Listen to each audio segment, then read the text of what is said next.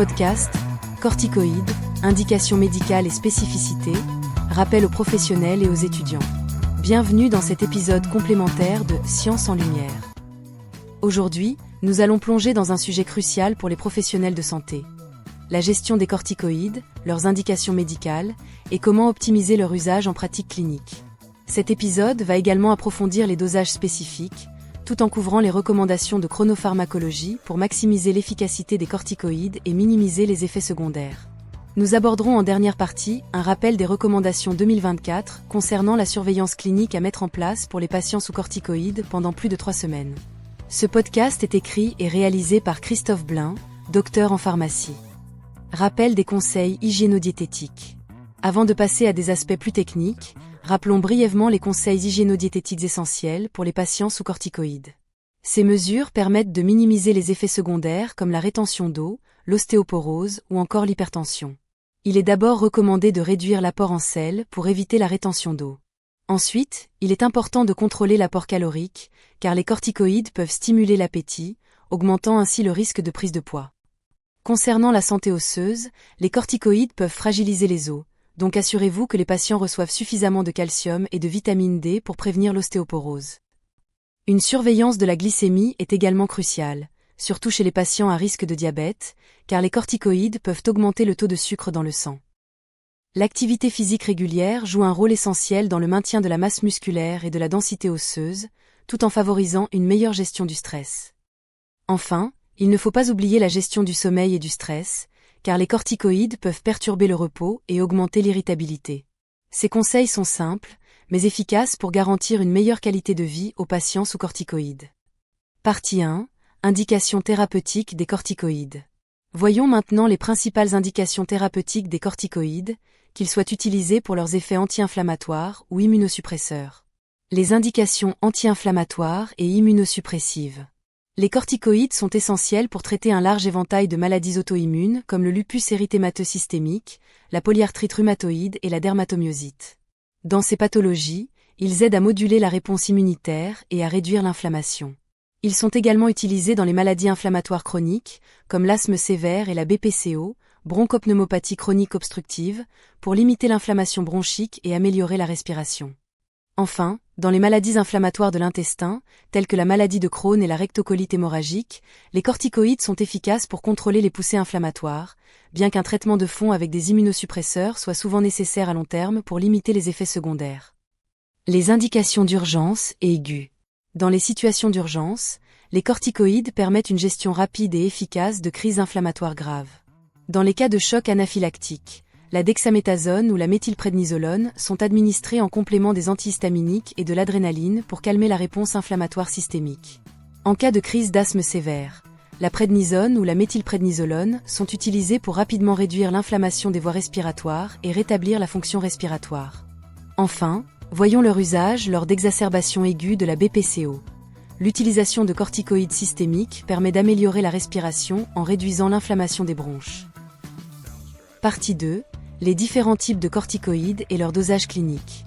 Maintenant, abordons les différents types de corticoïdes, qu'ils soient systémiques, inhalés ou topiques, ainsi que les dosages recommandés pour chaque situation clinique. 1. Corticoïdes systémiques, oraux et injectables. Les corticoïdes systémiques, administrés par voie orale ou injectable, sont utilisés pour obtenir des effets rapides et puissants sur l'inflammation et l'immunosuppression. Voici un aperçu des principales molécules et de leur dosage recommandé. Prednisone et prednisolone. Ce sont les corticoïdes oraux les plus utilisés dans les maladies chroniques comme la polyarthrite rhumatoïde et l'asthme. En général, le dosage recommandé est de 0,5 à 1 mg par kilo et par jour chez l'adulte. Dans les cas d'exacerbation sévère, par exemple dans l'asthme, les doses peuvent être augmentées jusqu'à 1 à 2 mg par kilo et par jour sur une courte période, avant de réduire progressivement la posologie. Dexaméthasone. Avec une demi-vie longue et une puissance 7 fois supérieure à celle de la prednisone, la dexaméthasone est souvent utilisée dans des situations aiguës comme les édèmes cérébraux ou les chocs septiques. Le dosage standard varie de 0,1 à 0,2 mg par kilo et par jour, administré par voie orale ou intraveineuse selon la gravité. Pour les édèmes cérébraux, on administre souvent une dose initiale de 10 mg en intraveineuse, suivie de 4 mg toutes les 6 heures. Méthylprednisolone. Administrée par voie intraveineuse, la méthylprédnisolone est utilisée dans les poussées aiguës de maladies auto-immunes, comme la sclérose en plaques ou le lupus. Lors d'une poussée aiguë de sclérose en plaques, le schéma thérapeutique inclut souvent 500 mg à 1 g par jour en perfusion intraveineuse pendant 3 à 5 jours. Dans d'autres affections inflammatoires graves, le dosage varie de 0,5 à 1 mg par kilo et par jour. Ces corticoïdes systémiques permettent de maîtriser rapidement l'inflammation, mais une surveillance rigoureuse est nécessaire pour limiter les effets secondaires, surtout lors d'un usage prolongé. 2. Corticoïdes inhalés. Les corticoïdes inhalés, tels que le budésonide ou la fluticasone, sont surtout utilisés pour le traitement à long terme des maladies respiratoires comme l'asthme ou la BPCO. Leur avantage principal est qu'ils agissent directement dans les voies respiratoires, limitant ainsi les effets systémiques. Pour l'asthme modéré à sévère, le dosage recommandé des corticoïdes inhalés varie entre 400 à 1600 microgrammes par jour, répartis en 2 prises. Pour la BPCO, les doses peuvent être plus élevées, souvent de 800 à 2000 microgrammes par jour, toujours combinées avec des bronchodilatateurs. 3. Corticoïdes topiques. Les corticoïdes topiques sont utilisés principalement pour traiter des affections dermatologiques comme l'eczéma ou le psoriasis. Leur puissance doit être adaptée à l'affection traitée et à la zone d'application. Pour les zones sensibles comme le visage, on utilise des corticoïdes de faible puissance, comme l'hydrocortisone 1%, appliqué 1 à 2 fois par jour. Pour des affections résistantes ou des zones cutanées épaisses, on prescrit des corticoïdes de puissance modérée à forte, tels que la bétaméthasone ou le clobétasol, utilisés avec prudence pour éviter la fragilisation cutanée ou les vergetures. Partie 3. La chronopharmacie des corticoïdes. Un aspect souvent sous-estimé dans la gestion des corticoïdes est la chronopharmacie, c'est-à-dire le moment optimal pour la prise du médicament afin de maximiser son efficacité et réduire les effets indésirables. Idéalement, les corticoïdes doivent être pris le matin, entre 6 heures et 8 heures, pour respecter le rythme circadien du cortisol, l'hormone naturellement produite par les glandes surrénales à cette période. Prendre les corticoïdes à ce moment aide à réduire les troubles du sommeil qui peuvent être provoqués par une prise tardive. Cela permet également de minimiser les effets systémiques, comme l'augmentation de la glycémie ou les perturbations hormonales. Partie 4. Sevrage des corticoïdes et stratégies thérapeutiques. Après un traitement prolongé par corticoïdes, il est essentiel de procéder à un sevrage progressif pour éviter une insuffisance surrénalienne. Le sevrage doit être réalisé en réduisant la dose de 10 à 20% toutes les 1 à 2 semaines, en surveillant les signes de rechute ou de sevrage, tels que la fatigue ou les douleurs articulaires. En oncologie et en soins palliatifs, les corticoïdes sont utilisés pour gérer les nausées induites par la chimiothérapie, réduire l'inflammation cérébrale dans les métastases, ou encore pour améliorer l'appétit chez les patients en phase terminale. Le choix du type de corticoïde et son dosage dépendent de l'objectif thérapeutique et de la tolérance du patient. Dans le cadre d'une corticothérapie orale prolongée, c'est-à-dire lorsque le traitement dépasse 3 semaines, plusieurs aspects de la surveillance sont essentiels pour assurer la sécurité et le bien-être du patient. Voyons ensemble les points clés à ne pas négliger. Tout d'abord, il est crucial de rechercher des signes cliniques de diabète, comme une soif intense ou des urines abondantes. Une mesure de la glycémie doit être effectuée à minima 1 à 2 fois par an pour surveiller l'apparition éventuelle d'une hyperglycémie. Ensuite, les signes de rétention de sodium et d'eau doivent être surveillés attentivement. Cela inclut des symptômes comme une prise de poids inexpliquée, une augmentation de la pression artérielle, des édèmes, ou encore une dyspnée à l'effort. La kaliémie, c'est-à-dire le taux de potassium dans le sang, doit être contrôlé lors de ces traitements prolongés de corticoïdes au moins 1 à 2 fois par an, et de façon plus fréquente si le patient est sous traitement avec un médicament susceptible de provoquer une hypokaliémie ou des torsades de pointe. Par ailleurs, pour prévenir les complications oculaires, il est recommandé de consulter un ophtalmologue tous les 6 à 12 mois afin de détecter des signes de glaucome ou de cataracte, surtout si le traitement par corticoïdes dure plus de 6 mois. Il est également important de s'enquérir de douleurs évoquant une fracture ostéoporotique ou une ostéonécrose. Une mesure de la taille des patients 1 fois par an peut aider à déceler une perte de taille liée à l'ostéoporose. Une ostéodensitométrie est recommandée après 1 an de traitement, notamment chez les patients ne recevant pas de traitement préventif par biphosphonate. Enfin, il faut rester vigilant quant aux signes cliniques d'infection, qu'elles soient respiratoires, urinaires ou autres, surtout si le patient est sous un traitement immunosuppresseur concomitant. Il est également important de noter que les vaccins à agents atténués doivent être évités jusqu'à 3 mois après l'arrêt de ces traitements corticoïdes au long cours, afin d'éviter toute complication. Ces points de surveillance sont cruciaux pour minimiser les risques associés à une corticothérapie prolongée et assurer une prise en charge sécurisée. En conclusion, Dans cet épisode, nous avons examiné en profondeur les différentes indications des corticoïdes, leur type, ainsi que la gestion des dosages et la chronopharmacologie pour optimiser leur efficacité et limiter les effets secondaires.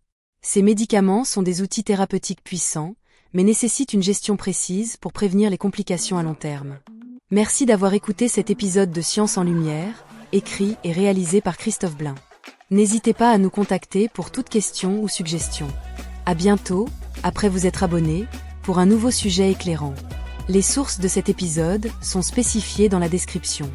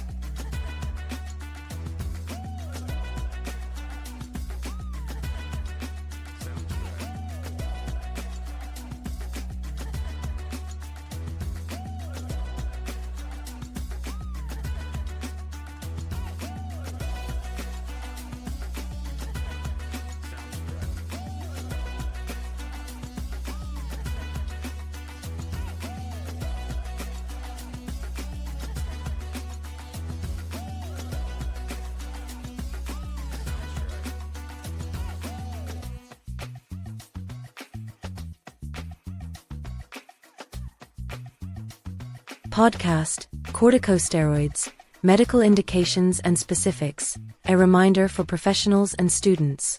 Welcome to this supplementary episode of Science en Lumière. Today we will delve into a crucial topic for healthcare professionals, the management of corticosteroids, their medical indications, and how to optimize their use in clinical practice. This episode will also focus on specific dosages and cover chronopharmacology recommendations to maximize the efficacy of corticosteroids while minimizing side effects. In the last part, we will revisit the 2024 recommendations for clinical monitoring in patients undergoing corticosteroid treatment for more than 3 weeks. This podcast is written and produced by Christophe Blain, Doctor of Pharmacy. Reminder of hygienic and dietary advice. Before diving into the more technical aspects, let's briefly recap the essential hygienic and dietary advice for patients on corticosteroids. These measures help to minimize side effects such as water retention, osteoporosis, and hypertension. First, it is recommended to reduce salt intake to avoid water retention. Then it is important to control caloric intake, as corticosteroids can increase appetite, thus raising the risk of weight gain. Regarding bone health, corticosteroids can weaken bones, so it's crucial to ensure patients receive adequate calcium and vitamin D to prevent osteoporosis. Monitoring blood glucose levels is also essential, particularly in patients at risk for diabetes, as corticosteroids can elevate blood sugar. Regular physical activity plays an essential role in maintaining muscle mass and bone density, while also helping to better manage stress. Finally, do not forget to address sleep and stress management, as corticosteroids can disrupt sleep and increase irritability. These simple but effective tips help ensure a better quality of life for patients undergoing corticosteroid therapy. Part 1. Therapeutic indications of corticosteroids. Now let's explore the main therapeutic indications of corticosteroids, whether they are used for their anti-inflammatory or immunosuppressive effects. Anti-inflammatory and immunosuppressive indications. Corticosteroids are essential in treating a wide range of autoimmune diseases, such as systemic lupus erythematosus, rheumatoid arthritis, and dermatomyositis. In these conditions, corticosteroids help modulate the immune response and reduce inflammation. They are also used in chronic inflammatory diseases, such as severe asthma and COPD, chronic obstructive pulmonary disease, to limit bronchial inflammation and improve breathing. Finally, in inflammatory bowel diseases, such as Crohn's disease and ulcerative colitis, corticosteroids are effective in controlling inflammatory flares, although long-term treatment often requires immunosuppressants to limit side effects. Emergency and acute indications. In emergency situations, corticosteroids allow for rapid and effective management of severe inflammatory crises. Anaphylactic shock, dexamethasone or methylprednisolone is administered alongside antihistamines and adrenaline to calm the systemic inflammatory response. Severe asthma attacks, prednisone or methylprednisolone is used to quickly reduce airway inflammation and restore respiratory function. Acute exacerbations of COPD, systemic corticosteroids improve breathing by reducing bronchial inflammation. Part 2. Different types of corticosteroids and their clinical dosages. Let's now discuss the various types of corticosteroids, systemic, inhaled, and topical, as well as the recommended dosages for each clinical situation. 1. Systemic corticosteroids, oral and injectable. Systemic corticosteroids, administered orally or via injection, are used to achieve rapid and potent effects on inflammation and immunosuppression. Here's an overview of the main molecules and their recommended dosages. Prednisone and prednisolone. These are the most commonly used oral corticosteroids for chronic conditions such as rheumatoid arthritis and asthma. The recommended dosage is generally 0.5 to 1 mg per kilogram per day for adults. In cases of severe exacerbation, such as in asthma, the doses can be increased to 1 to 2 mg per kilogram per day for a short period before gradually tapering the dosage. Dexamethasone. With a long half-life and potency 7 times greater than prednisone, dexamethasone is often used in acute situations such as cerebral edema or septic shock. The standard dosage ranges from 0.1 to 0.2 mg per kilogram per day, administered orally or intravenously depending on the severity. For cerebral edema, an initial dose of 10 mg intravenously, followed by 4 mg every 6 hours, is commonly used. Methylprednisolone, administered intravenously, methylprednisolone is used during acute flares of autoimmune diseases, such as multiple sclerosis or lupus. In an acute multiple sclerosis flare-up, the typical regimen is 500 mg to 1 gram per day via intravenous infusion for 3 to 5 days. In other severe inflammatory conditions, the dosage is 0.5 to 1 mg per kilogram per day. These systemic corticosteroids provide rapid control of inflammation, but strict monitoring is required to limit side effects, particularly during prolonged use. 2. Inhaled corticosteroids. Inhaled corticosteroids, such as budesonide or fluticasone, are primarily used for the long-term management of respiratory diseases like asthma or COPD. Their main advantage is that they act directly on the airways, thereby minimizing systemic effects. For moderate to severe asthma, the recommended dosage of inhaled corticosteroids ranges from 400 to 1600 micrograms per day, divided into 2 doses. For COPD, the doses can be higher, often between 800 and 2000 micrograms per day, always combined with bronchodilators. 3.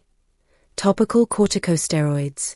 Topical corticosteroids are primarily used to treat dermatological conditions such as eczema or psoriasis. The potency of the corticosteroid must be tailored to the condition being treated and the area of application. For sensitive areas like the face, low-potency corticosteroids, such as 1% hydrocortisone, are applied once or twice daily. For more resistant conditions or thicker skin areas, moderate to high-potency corticosteroids, such as betamethasone or clobetasol, are prescribed with caution to avoid skin thinning or stretch marks. Part 3. Corticosteroid chronopharmacology. A frequently overlooked aspect of corticosteroid management is chronopharmacology, the optimal timing for taking the medication to maximize its effectiveness and reduce side effects. Ideally, corticosteroids should be taken in the morning, between 6 a.m. and 8 a.m., to mimic the natural circadian rhythm of cortisol, the hormone naturally produced by the adrenal glands during this time. Taking corticosteroids at this time helps reduce sleep disturbances that can result from a late dose. It also helps minimize systemic effects, such as elevated blood glucose or hormonal disruptions. Part 4. Corticosteroid tapering and therapeutic strategies. After a prolonged course of corticosteroids, it's essential to implement gradual tapering to avoid adrenal insufficiency. Tapering should be done by reducing the dose by 10 to 20% every 1 to 2 weeks, while monitoring for signs of relapse or withdrawal, such as fatigue or joint pain.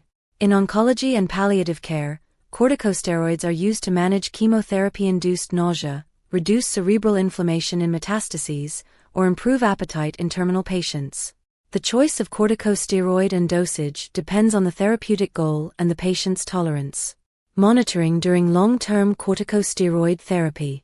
For patients undergoing long-term oral corticosteroid therapy, more than 3 weeks, several monitoring aspects are essential to ensure patient safety and well-being. Let's go over the key points. First, it is crucial to look for signs of diabetes, such as excessive thirst or frequent urination. Blood glucose should be checked at least once or twice a year to monitor for potential hyperglycemia. Next, signs of sodium and water retention should be closely monitored. This includes symptoms such as unexplained weight gain, increased blood pressure, edema, or shortness of breath with exertion. Serum potassium levels should be checked at least once or twice a year, or more frequently if the patient is also taking medications that can cause hypokalemia or torsades de pointes. To prevent ocular complications, it's recommended to see an ophthalmologist every 6 to 12 months to check for signs of glaucoma or cataracts, especially if the corticosteroid treatment lasts more than 6 months. It's also important to assess for pain that may suggest osteoporotic fractures or osteonecrosis. Measuring the patient's height once a year can help detect height loss due to osteoporosis. Bone density scans are recommended after 1 year of treatment, especially in patients not receiving preventive treatment with bisphosphonates. Finally, be vigilant for signs of infection, whether respiratory, urinary, or other, especially if the patient is also taking immunosuppressive medications. Live vaccines should be avoided for up to 3 months after discontinuing long-term corticosteroid treatment to prevent complications. Conclusion. In this episode, we've thoroughly examined the various indications of corticosteroids, their types, dosage management, and chronopharmacology to optimize their effectiveness while minimizing side effects. These drugs are powerful therapeutic tools, but they require precise management to prevent long-term complications. Thank you for listening to this episode of Science and Lumière, written and produced by Christophe Blin. Don't hesitate to contact us with any questions or topic suggestions. See you soon, and don't forget to subscribe for more enlightening discussions. The sources for this episode are listed in the description.